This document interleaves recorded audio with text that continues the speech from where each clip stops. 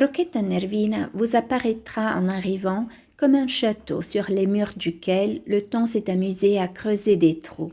Le village forme une sorte d'Y entouré par le ruisseau Oge et le torrent Barbaira. Autrefois, il n'y avait qu'un pont pour entrer dans le village. Vous devrez le traverser si vous voulez découvrir un centre historique intact et merveilleux. Le village compte de nombreux enfants qui l'aiment profondément.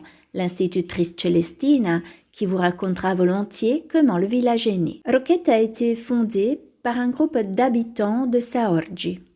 Saorgi, derrière la montagne, qu'est-ce qu'ils ont fait? Ils ont traversé la montagne et quand ils sont arrivés ici, ils ont vu qu'il y avait 2 torrents et de nombreuses bandes de terre plates. C'était une zone habitable. Alors, ils ont essayé de construire des cabanes et sont venus fonder Rocchetta. C'étaient des gens concrets, avec un pragmatisme de vie qui aujourd'hui s'est complètement perdu sous la pression de ces dispositifs diaboliques que nous avons et qui nous bombardent de stress. Pour être concret et vous donner un exemple réel, compréhensible, il y avait ici ce qu'on appelle les morts blanches. Beaucoup d'enfants sont nés en revenant des campagnes, car les femmes travaillaient littéralement jusqu'à la dernière minute. Ces gens savaient que ces morts faisaient aussi partie de la vie. Savoir interpréter la vie dans son intégralité, voilà finalement le véritable message de Rocchetta.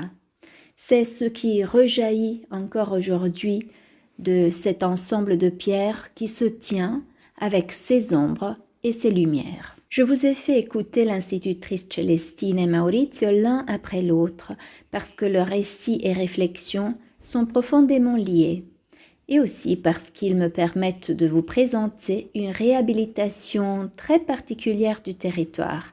Ce n'est pas une collection d'objets, si importante soit-elle, mais une sorte de redécouverte archéologique qui vous plongera au cœur de la vie quotidienne de ces lieux.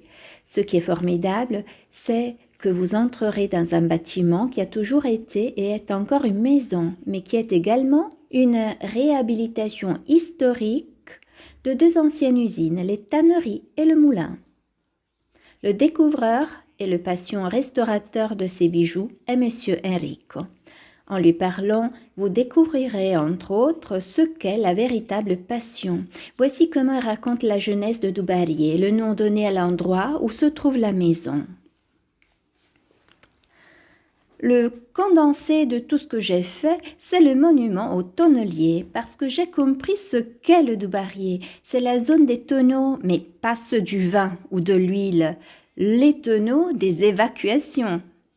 C'était l'époque de l'économie circulaire. L'homme ne produit pas de déchets, car tout ce qu'il produit, il le recycle. Aujourd'hui, Rocchetta est le cadre idéal pour passer des vacances paisibles. Vous aurez l'embarras du choix entre des itinéraires qui s'enfoncent dans la montagne et qui sentent l'air salin, ou bien une baignade dans le torrent Barbaira.